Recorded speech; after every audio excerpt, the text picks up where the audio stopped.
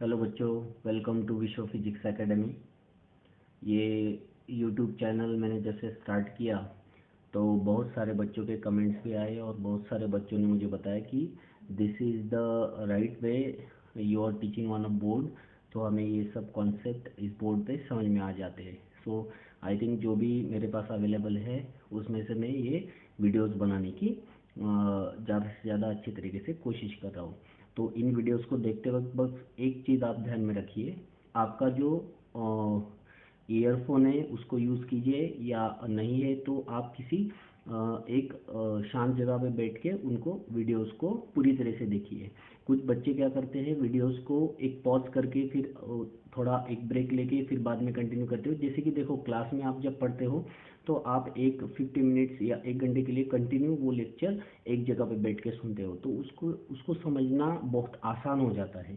तो आप इन वीडियोस को देखते समय भी विदाउट पॉज, जैसे कुछ अगर आपको लिखना है, कोई कॉन्सेप्ट है, कोई की पॉइंट है, तो आप पॉज कर लो उतनी देर के लिए और आप उस पॉइंट को लिखने के बाद फिर से उसे कंटिन्यू कीजिए। लेकिन ऐसा नहीं है कि पॉज करने के बाद 1 या 2 घंटे बाद वो वीडियो फिर से आप कंटिन्यू करो। तो इस वीडियो को आप एक कंटिन्यू सेशन में देखिए तो आपको ये कॉन्सेप्ट जल्दी समझ में आएगा। तो बच्चों, हमने लास्ट वीडियोस में जो मैंने अपलोड किए हैं उनमें रोटेशनल डायनामिक्स जो चैप्टर हमने फर्स्ट चैप्टर ऑफ 12th पढ़ा है, तो उसके बाद जो आपका सेकंड चैप्टर आता है जो स्टेट बोर्ड का नया सिलेबस का चैप्टर है वो आज पढ़ने जा रहे हैं। That is mechanical properties of fluid. Mechanical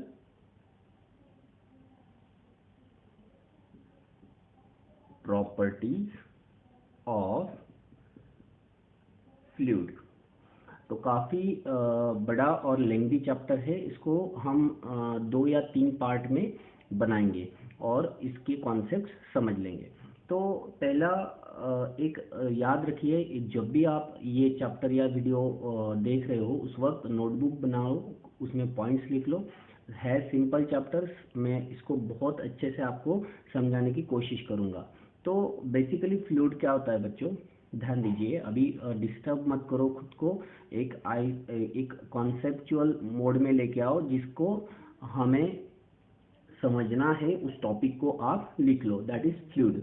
अभी फ्लूइड क्या होता है, बेसिकली हम लिक्विड को ही फ्लूइड मान के चलते हैं, लेकिन लिक्विड एंड गैसेस दोनों को हम यहाँ पे फ्लूइड मान के चलेंगे, liquid as well as gases. इस पूरे चैप्टर में ज़्यादातर हमें लिक्विड ही पढ़ना है। थर्मोडायनामिक्स जो पार्ट आएगा आपका इसी 12th में, तो 12th में जब थर्मोडायनामिक्स आया उसमें गैसेस की स्टडी हम करेंगे, जो कि आपके केमिस्ट्री क्लासेस में भी काम में आने वाली है। तो फ्लूइड बेसिकली होता है liquid as well as gases. तब आप बुक में कॉन्सेप्ट पढ़ोगे कि आइडियल फ्लूइड की कुछ प्रॉपर्टीज आपके बुक में दी है, उनको आप समझ लीजिए। क्योंकि हम जब भी कोई कॉन्सेप्ट यहाँ पे सीखने जाएंगे रिगार्डिंग फ्लूइड, तो हम मान के चलेंगे कि वो फ्लूइड क्या होगा, आइडियल फ्लूइड होगा। तभी आपके सभी थ्योरम्स या जो भी लॉज है वो वैलिड रहेंगे। तो आइडियल फ्लूइड की कुछ प्रॉपर्टीज है, जिनमें फर्स्ट प्रॉपर्टी आती है कि इट इज नॉन विस्कस। अब नॉन विस्कस का मीनिंग क्या है कि नो फ्रिक्शन। देखो, अगर यहाँ पे हम बात कर रहे हैं स्टैटिक फ्लूइड की, कौन से फ्लूइड की, स्टैटिक फ्लूइड की, तो ये हो गया हमारा पहला पार्ट ऑफ दिस चैप्टर। दूसरा पार्ट आएगा आपका डायनामिक फ्लूइड और तीसरा पार्ट आएगा आपका सरफेस टेंशन। इन 3 पार्ट्स में ये चैप्टर डिवाइड है। कितने पार्ट्स है बेटा, 3 पार्ट्स में ये चैप्टर, लिख लीजिएगा। ये 3 पार्ट्स है, static fluid, dynamic fluid and surface tension. तो ये अगर फ्लूइड इस कंटेनर में रेस्ट पोजीशन पे है तो फ्लूइड की एक लेयर दूसरे लेयर के ऊपर कोई टेंजेंशियल फोर्स अप्लाई नहीं करेगी, मतलब यहाँ पे फ्रिक्शन नहीं होगा।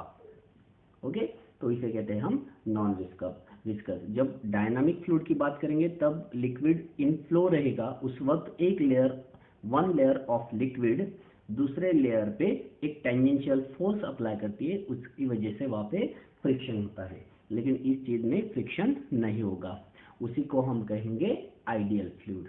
दूसरी प्रॉपर्टी होती है इनकम्प्रेसिबल। अब इनकम्प्रेसिबल क्या होता है? इनकम्प्रेसिबल का सिंपल मीनिंग आप लिख लीजिए, दैट इज हैविंग डेंसिटी, क्या होगी उसकी? कांस्टेंट। अब डेंसिटी कांस्टेंट का मीनिंग क्या है कि किसी भी कंटेनर में जो भी लिक्विड आपने लिया है उसका वॉल्यूम अगर फिक्स्ड है, तो वॉल्यूम फिक्स्ड होगा तो उसकी अल्टीमेटली डेंसिटी भी क्या रहेगी? कांस्टेंट। तो ये जो दो इंपॉर्टेंट पॉइंट्स है इनको आप याद रखिए, जो कि आइडियल फ्लूइड की प्रॉपर्टीज है, जो कि आइडियल फ्लूइड की प्रॉपर्टीज है। तो यहाँ पे नेक्स्ट आपका पार्ट आएगा, दैट इज प्रेशर। क्या आएगा? प्रेशर। प्रेशर में हम क्या बात करेंगे कि किसी लिक्विड में अगर हम मान के चलते हैं कि कंटेनर में, ये यहाँ पे लिख लिया आपने, एक बार लिख लो पॉज करके। तो हमने आइडियल फ्लूइड की प्रॉपर्टीज यहाँ पे देख ली। अभी यहाँ पे प्रेशर के बारे में जानते हैं। क्या होता है प्रेशर? आपने पढ़ा होगा प्रेशर क्या होता है बेटा। प्रेशर बहुत सिंपल कॉन्सेप्ट है, आपको पता होगा, आप लिख देते हो फोर्स अपॉन एरिया। यह हो गया इसका बेसिक फॉर्मूला। बट यहाँ पे ध्यान दीजिए, जो भी यहाँ पे फोर्स होगा, फोर्स ऑलवेज सरफेस को परपेंडिकुलर रहेगा, उसी को हमने कंसीडर करना है। अगर किसी सरफेस पे यहाँ पे फोर्स अप्लाई होता है, टेंजेंट मतलब ये इंक्लाइंड हो रहा है, इंक्लाइंड है एट एन एंगल थीटा, अगर ये फोर्स एक्ट हो रहा है तो हम इसको क्या करते हैं, इसको हम रिजॉल्व कर देते हैं, F cos theta and F sine theta में इसको रिजॉल्व कर देते हैं। तो जो वर्टिकल कंपोनेंट होगा उसी को हमने कंसीडर करना है। तो बुक में भी दिया है काफी सिंपल तरीके से कि the force which is perpendicular, वही फोर्स यहाँ पे कंसीडर करना है। तो यहाँ पे हम लिख सकते हैं कि pressure is equal to force, perpendicular force upon area. अगर एरिया स्मॉल है तो हम इसी को लिख देंगे small force acting on small area, dF upon dA। तो आपका प्रेशर भी क्या रहेगा? स्मॉल रहेगा, दैट इज dP हम इसको लिख सकते हैं। इसका यूनिट आएगा न्यूटन पर मीटर स्क्वायर, न्यूटन पर मीटर स्क्वायर। और न्यूमेरिकल्स में आपको ये चीज़ पता होनी चाहिए, कई बार दिया रहता है वहाँ पे 1 एटमॉस्फेरिक प्रेशर या 5 एटमॉस्फेरिक प्रेशर, तो 1 एटीएम की वैल्यू आपको पता होनी चाहिए। कितनी है याद करो, 1.013 इंटू 10⁵ न्यूटन पर मीटर स्क्वायर, ये आपकी 1 एटीएम की वैल्यू है। इसको अगर वॉल्यूम कॉन्सेप्ट देखा जाए तो कई बार न्यूमेरिकल में 2 लीटर 3 लीटर देते हैं, तो 1 लीटर की वैल्यू होती है 10⁻³ मीटर क्यूब। तो ये और ये वैल्यूज आप नोट कर लीजिए जो आपको न्यूमेरिकल में काम में आएंगी। तो प्रेशर के बारे में याद हो गया आपको formula, that is force upon area. अभी मैं नेक्स्ट पॉइंट आपको प्रेशर के बारे में बताऊंगा कि लिक्विड में हमेशा याद रखिए pressure is equal to force upon area होता है। अगर हम एरिया को प्रेशर से मल्टीप्लाई करते हैं तो हमें मिल जाएगा force is equal to PA। तो ये फॉर्मूला भी याद रखिए, फोर्स इज इक्वल टू क्या होता है? PA। तो किसी लिक्विड में अगर हमें प्रेशर वेरिएशन देखना हो तो दो तरीके होते हैं। हम पढ़ रहे वेरिएशन इन प्रेशर, टॉपिक क्या है? Variation in pressure. तो केस 1 आएगी, केस 1 में पढ़ेंगे हम विथ मतलब वर्टिकली,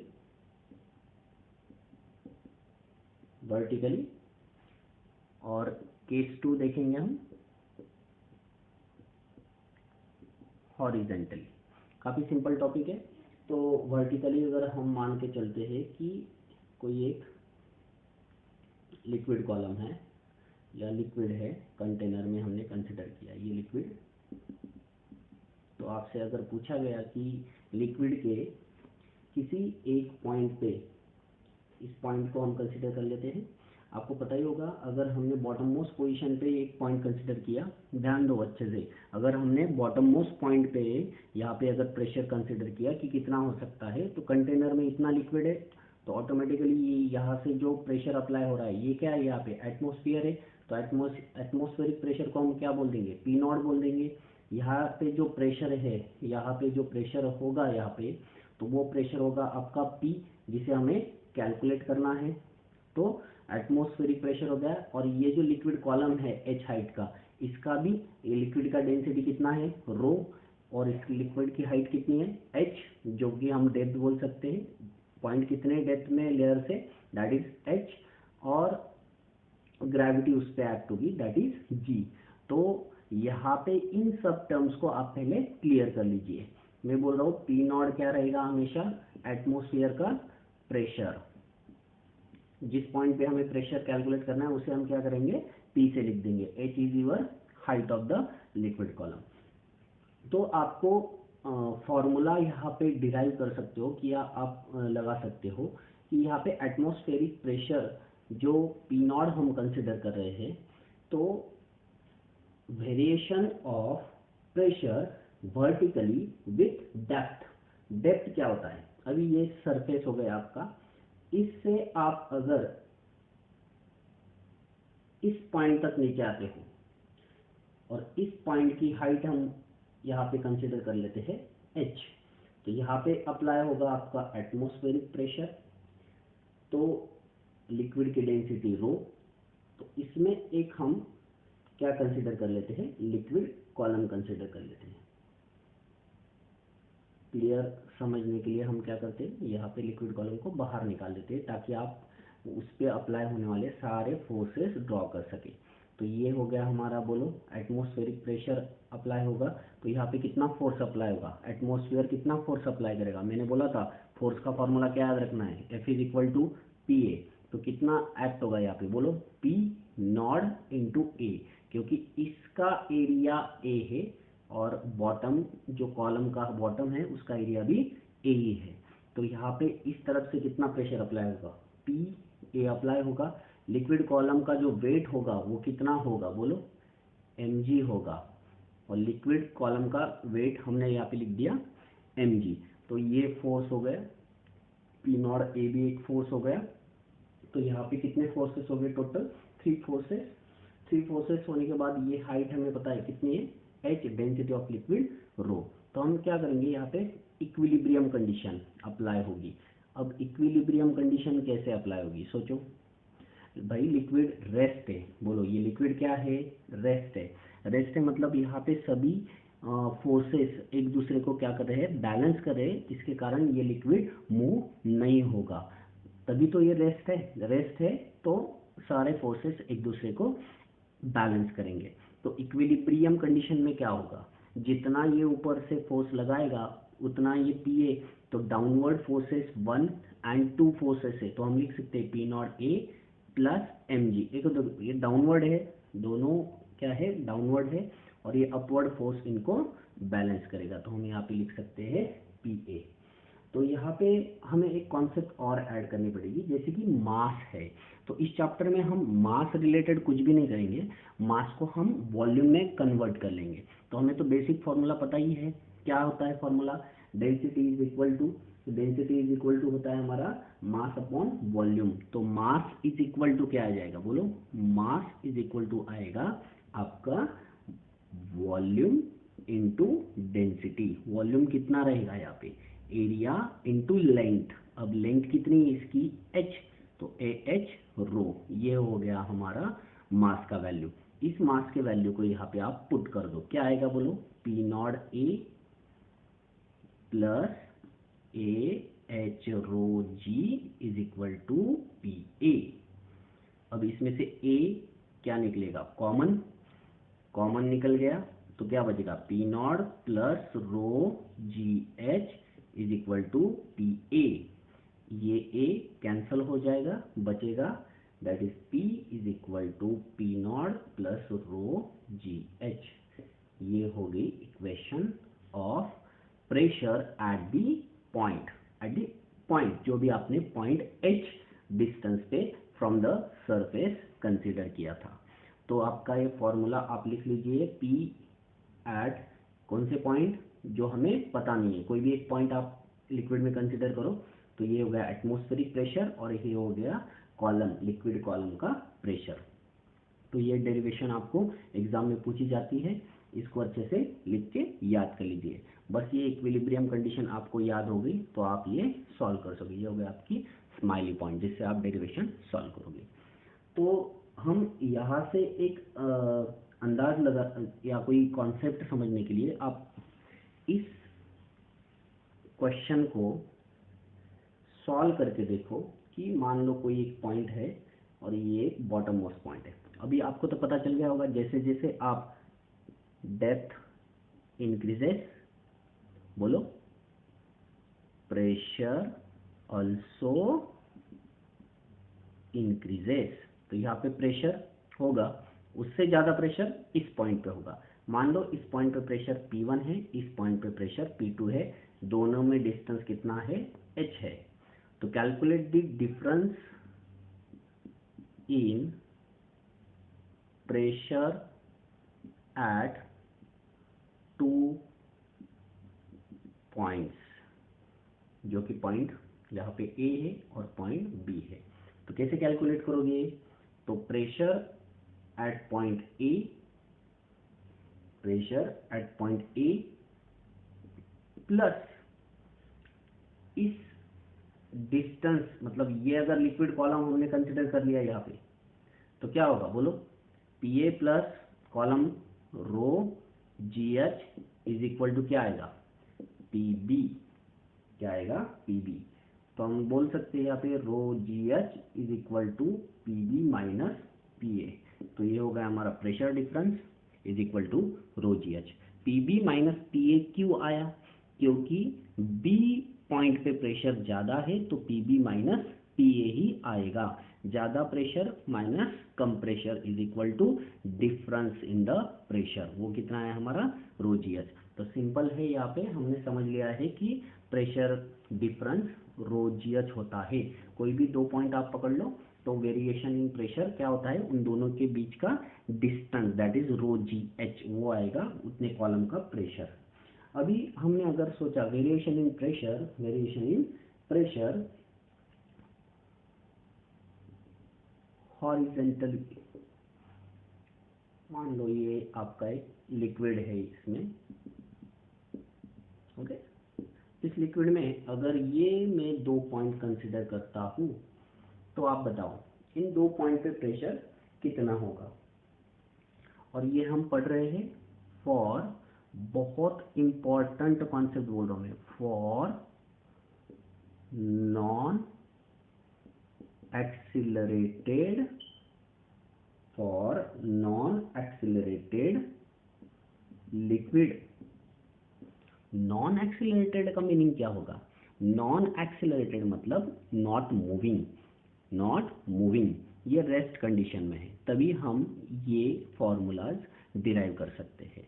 और आइडियल फ्लूइड तो ध्यान में रखना कि फ्लूइड कैसा चाहिए हमें? आइडियल चाहिए, इनकम्प्रेसिबल एंड नॉन विस्कस। तो इन दो पॉइंट्स के ऊपर प्रेशर क्या रहेगा? यहाँ पे एक काम करो आप, इसमें भी क्या कंसिडर कर लो, एक हॉरिजॉन्टल लिक्विड कॉलम कंसिडर कर लो। तो ये हो गया हमारा एरिया और ये भी हो गया एरिया। दोनों का एरिया क्या रहेगा? लिक्विड कॉलम का सेम रहेगा। अब बोलो यहाँ से कितना फोर्स लगेगा इस साइड से? क्योंकि लिक्विड में हर पॉइंट पे फोर्स लगता है, इक्वल फोर्स लगता है हर जगह से, तो दोनों जगह पे फोर्स लगेगा। मान लो इस जगह पे लगेगा आपका P1A, इस जगह पे लगेगा P2A। प्रेशर P1 बोल दिया इस साइड से, यहाँ पे प्रेशर P2 बोल दिया। अभी यहाँ पे एक्सेलरेशन अगर जीरो है, एक्सेलरेशन क्या है? जीरो है, क्योंकि हमने कहा है कि नॉन एक्सेलरेटेड लिक्विड के लिए ये कॉन्सेप्ट हम देख रहे हैं। अगर एक्सेलरेशन जीरो है, मूविंग नहीं है, तो इस लेवल पे क्या होगा? फोर्सेस सेम रहेंगे, इस जगह पे भी और इस जगह पे, दोनों तरफ से फोर्स क्या होगा? सेम लगेगा। मतलब force at left is equal to force at क्या होगा? बोलो, राइट साइड। तो right side, left side force कितना है? P1A और left side P2A, a get cancelled, P1 is equal to क्या आ गया, P2। मतलब प्रेशर ऑन हॉरिजेंटल सरफेस या हॉरिजेंटल लेयर रिमेन्स कांस्टेंट। क्या बोला है मैंने यहाँ पे, ये पॉज करके एक बार लिख लो। फॉर नॉन एक्सेलरेटेड लिक्विड ही हम डिराइव कर रहे हैं, और वेरिएशन इन प्रेशर क्या देख रहे हैं हम, हॉरिजेंटली। तो हॉरिजेंटली कितने भी पॉइंट होंगे इसमें, तो सभी पॉइंट पे प्रेशर क्या रहेगा, सेम रहेगा। सभी पॉइंट पे प्रेशर क्या रहेगा, सेम रहेगा। तो हमने क्या कॉन्सेप्ट पढ़ लिया है इसमें, कि कॉन्सेप्ट है आपका as depth increases pressure increases. ये वर्टिकल के लिए है। हॉरिजेंटल में क्या होता है, at same horizontal level all points will be at same pressure। लेकिन इन सभी के लिए एक कंडीशन है, जो कंडीशन याद रखनी है हमें। क्या कंडीशन है, लिक्विड क्या होना चाहिए, आइडियल होना चाहिए, ओके, आइडियल फ्लूइड होना चाहिए। और दूसरा होता है कि हम ये नॉन एक्सिलरेटेड फ्लूइड के लिए फॉर्मूला देख रहे हैं। इतने पॉइंट्स अगर आपने याद रख लिए तो आपको ये कॉम्पिटिटिव एग्जाम के लिए भी बहुत हेल्पफुल होगा। तो आगे हमारा टॉपिक आता है हाइड्रोस्टैटिक पैराडॉक्स। अभी हाइड्रोस्टैटिक पैराडॉक्स नाम काफ़ी डिफिकल्ट है, लेकिन है कॉन्सेप्ट बहुत सिंपल। अभी हाइड्रोस्टैटिक पैराडॉक्स होता है आपका कि किसी भी फ्लूइड में अगर आप एक डिफरेंट शेप्स के कंटेनर्स लेते हो, उनमें जो फ्लूइड होगा, मान लो h हाइट तक का फ्लूइड है सभी में, तो बॉटम पोजीशन पे ये A पॉइंट है, ये B पॉइंट है, ये C पॉइंट है। तो pressure at A, pressure at B and pressure at C क्या होंगे, सेम होंगे, irrespective of shapes of container.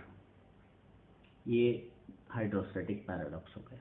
Container का शेप अगर मान लो ऐसा भी अगर होता है, कोई बुक्स में ये फिगर गिवन है, होता है ऐसा, लिक्विड होता है, देते हैं लिक्विड कॉलम ऐसे होते हैं। तो लिक्विड कॉलम्स में भी ये देखा जाता है कि ये जो लिक्विड रहेगा इनमें, इनके शेप के रिस्पेक्टिव, मतलब शेप कैसा भी हो, लेकिन यहाँ पे ये क्लोज होगा तभी तो रहेगा। तो इन कंटेनर्स को अगर आप किसी सरफेस पे रखते हो तो एट हाइट h रहेगा, लेकिन एट बॉटम पोजीशन पे प्रेशर क्या बना रहेगा, सेम बना रहेगा। तो इसी को कहते हैं हम हाइड्रोस्टैटिक पैराडॉक्स।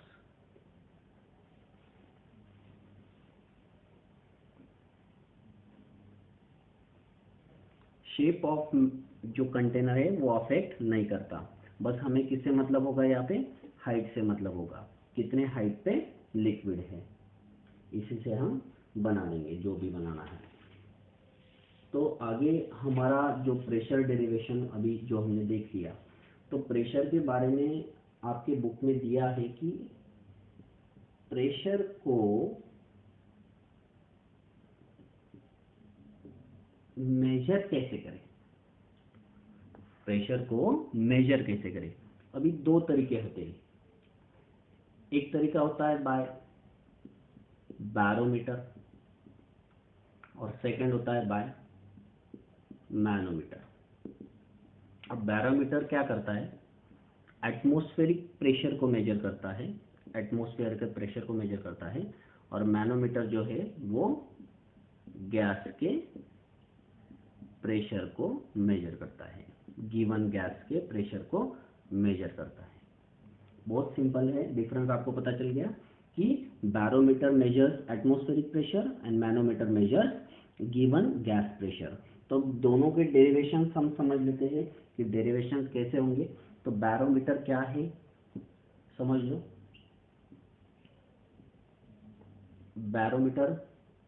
बैरोमीटर मेजर क्या करता है, मेजर बोलो एटमॉस्फेरिक प्रेशर। अभी इसका तरीका क्या होता है कि इसी कंटेनर में आपने एक बड़ा कंटेनर बोल देता हूँ मैं, किसी कंटेनर में आपने क्या कर लिया, Hg कंसिडर कर लिया और एक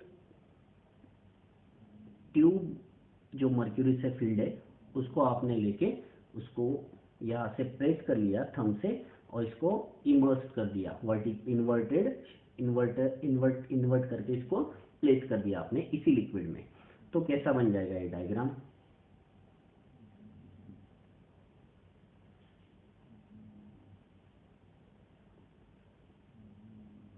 ये डिप तो हो गई। ओके, तो ये जो रहेगा मर्क्यूरी ये अंदर तक यहाँ तक कहीं तक क्रीप मतलब ऊपर चढ़ जाएगा। मान लो कितने ऊपर गया, ये h हाइट तक ऊपर गया। ये क्लोज्ड है मतलब यहाँ पे क्या रहेगा बोलो, यहाँ पे इस मर्क्यूरी की वेपर्स हो सकती है पर मर्क्यूरी वेपराइज जल्दी नहीं होता। पानी होता तो जल्दी वेपराइज हो जाता, वहाँ पे वेपर्स हो सकती थी, लेकिन मर्क्यूरी है तो वहाँ पे क्या रहेगा, सिर्फ वैक्यूम रहेगा। तो इस बैरोमीटर का इन्वेंशन टॉरिसिली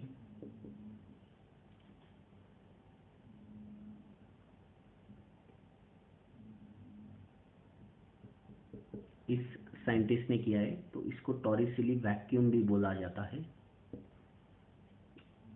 वैक्यूम में मतलब यहाँ पे कोई प्रेशर अप्लाई नहीं होने वाला। तो हम कैसे डिराइव कर सकते हैं, देखो इस ट्यूब में एक पॉइंट कंसीडर करेंगे, बोलो रिपीट करो, ट्यूब में एक पॉइंट कंसीडर करोगे, ट्यूब के बाहर दूसरा पॉइंट कंसीडर करोगे। अब डिफरेंस क्या है, ट्यूब में जो अंदर पॉइंट है और ट्यूब के बाहर जो पॉइंट है। ट्यूब के बाहर जो पॉइंट है उसके लिए ये एटमॉस्फेयर है। ये एटमॉस्फेयर क्या करेगा, इसको मैं इधर लिख देता हूँ ताकि आपको दिखा सको, ये है आपका H। लेकिन यहाँ पे कौन सा प्रेशर अप्लाई होगा, एटमॉस्फेरिक प्रेशर को किससे डिनोट करते हैं हम, पी नॉट से। तो पी नॉट इस पॉइंट पे एक्ट होगा तो हम इजीली बोल सकते हैं। और ये दोनों पॉइंट एक सेम हॉरिजॉन्टल लेवल में है और मैंने आपको बताया था हॉरिजॉन्टल सेम हॉरिजॉन्टल लेवल पे जो भी पॉइंट्स होते हैं उन पे प्रेशर क्या होता है, प्रेशर क्या होता है, सेम होता है। तो मैं बोल सकता हूँ कि pressure at point inside tube is equal to pressure at point outside the tube। तो बोलो प्रेशर आउटसाइड, इनसाइड क्या है, पहले इनसाइड वाला प्रेशर देखते हैं। यहाँ पे वैक्यूम है तो कितना प्रेशर अप्लाई होगा यहाँ पे, बोलो देयर इज नो प्रेशर तो P इज इक्वल टू क्या हो जाएगा, 0। तो 0 प्लस ये लिक्विड कॉलम है, ये लिक्विड कॉलम है, लिक्विड कॉलम का प्रेशर क्या हो जाएगा, बोलो ρgh बराबर। और ये हो गया इस पॉइंट पे प्रेशर, इस पॉइंट पे प्रेशर कितना लगना है, ये लिक्विड कॉलम क्या आएगा, लिक्विड कॉलम। और ये वैक्यूम है तो नो प्रेशर, प्रेशर अगर ये ओपन रहता तो यहाँ पे भी एटमॉस्फेरिक प्रेशर आता था, तो यहाँ पे मैं लिखता था पी नॉट। लेकिन यहाँ पे क्लोज कंटेनर है, क्लोज होने के कारण यहाँ पे वैक्यूम है तो यहाँ से प्रेशर अप्लाई नहीं होगा। यहाँ पे गैस भी तो नहीं है, वेपर भी तो नहीं है, तो यहाँ पे वैक्यूम है, वैक्यूम होने के कारण यहाँ पे प्रेशर नहीं अप्लाई होगा। तो जो भी प्रेशर है इस पॉइंट पे, किसका प्रेशर, जो भी प्रेशर है इस पॉइंट पे किसका प्रेशर है, इस लिक्विड कॉलम का प्रेशर है, जो कि ρgh हम लिखते हैं, is equal to pressure outside the tube कितना रहेगा, बोलो पी नॉट। तो p naught is equal to ρgh। P naught क्या होता है, एटमॉस्फेरिक प्रेशर। बैरोमीटर ने क्या मेजर किया, बोलो एटमॉस्फेरिक प्रेशर मेजर किया, कितना आया, ρgh। तो काफी सिंपल सा डेरिवेशन है, p naught is equal to ρgh, p naught is equal to ρgh। अभी हम मैनोमीटर पढ़ेंगे जिसमें हमें क्या मेजर करना है, मैनोमीटर में बोलो, मैनोमीटर में मेजर करना है हमें, गिवन गैस का प्रेशर। तो मान लो कि किसी कंटेनर में आपने गैस कंसीडर कर ली, इसमें यू शेप ट्यूब निकालनी है। ये हो गया हमारा यू शेप ट्यूब। आप थोड़ा सा अच्छी तरह से बनाइएगा इसको बुक में देख के, मेरी ड्राइंग तो इतनी अच्छी नहीं है। ये देखो बेटा, इसमें हमने क्या किया है, एक यू शेप ट्यूब ले ली। तो यहाँ पे हमने मर्क्यूरी फिलअप किया है। मर्क्यूरी का लेवल इम्बैलेंस है, ये देखो ये मर्क्यूरी हो गया हमारा, ये मर्क्यूरी यहाँ तक चढ़ गया है और यहाँ पे रहेगी आपकी गैस जो कि हमने फिल किया है। अभी मुझे बोलो बेटा कि ये जो लेवल है, यहाँ पे मैं डार्क कर देता हूँ थोड़ा, ये जो लेवल है, ये लेवल, तो ये सेम हॉरिजॉन्टल लेवल पे प्रेशर क्या रहेगा बोलो, सेम हॉरिजॉन्टल लेवल पे, at same horizontal level pressure क्या होगा, सेम होगा। तो इस पॉइंट पे प्रेशर क्या होगा बोलो, इस पॉइंट पे ये जो गैस है ये पूरी तरह से इस पे प्रेशर अप्लाई करेगा, ये बोलो गैस क्या करेगा, प्रेशर अप्लाई करेगा। तो P gas is equal to इस पॉइंट पे प्रेशर क्या होगा बोलो, यहाँ से कौन सा प्रेशर अप्लाई होगा बोलो, ये ओपन एंड है, क्या है ये ओपन एंड है। तो ओपन एंड है तो क्या है, यहाँ पे एटमॉस्फेयर है, तो यहाँ पे कितना प्रेशर लगेगा बोलो, पी नॉट आएगा। और ये लिक्विड कॉलम जो कि h हाइट का है तो वो आएगा P naught plus rho g H. Sir ये कहाँ से आया भाई, ओपन एंड है, यहाँ से एटमॉस्फेरिक प्रेशर अप्लाई होगा, लिक्विड कॉलम है, लिक्विड कॉलम का प्रेशर होगा रो जी एच, तो क्या आ जाएगा हमारा P naught plus rho g H.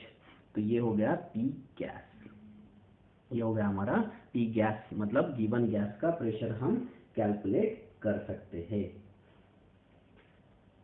और कई बार ऐसा होता है कि पूछा जाता है कि जो ये पी नॉट होता है आपका गिवन होता है, मतलब क्या होता है, ये नोन हमें पता होता है, डेंसिटी ऑफ लिक्विड हमें पता है, डेंसिटी ऑफ लिक्विड हमें पता है, और जी तो gravity, acceleration due to gravity, और h is the height of the liquid column. तो ये हम ऑब्जर्व कर सकते हैं एच को, और बाकी सभी चीजें हमें पता है, then we can calculate the pressure of a given gas. तो एग्जाम में क्या होता है, पूछा जाता है आपको एक कॉन्सेप्ट है, दैट इज गॉज प्रेशर।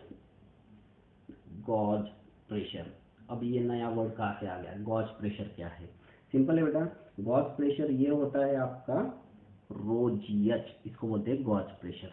ये देखो रो जी एच को क्या बोलते हैं, गॉज प्रेशर। तो आप सिंपली क्या कर सकते हो, p gas minus p naught is equal to rho g h, मतलब गॉज प्रेशर। तो एग्जाम में अगर गॉज प्रेशर पूछा जाए तो सिर्फ रो जी एच की वैल्यू आएगी, p naught plus rho g h given gas का प्रेशर।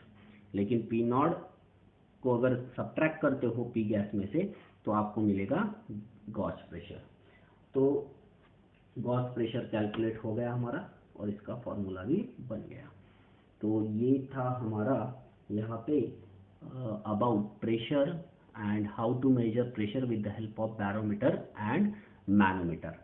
तो नेक्स्ट वीडियोस में हम पास्कल लॉज, उसके एप्लीकेशंस, और जो डायनामिक फ्लूइड मैंने सेकंड टाइप बताया, static fluid is the first and dynamic is the second and surface tension is the third part of this chapter. तो हम नेक्स्ट लेक्चर में डायनामिक फ्लूइड पढ़ेंगे, और उससे पहले उसी लेक्चर में हम नेक्स्ट लेक्चर में पास्कल लॉ पढ़ेंगे, जो कि विथ एप्लीकेशन आपको न्यूमेरिकल्स में भी पूछा जाता है।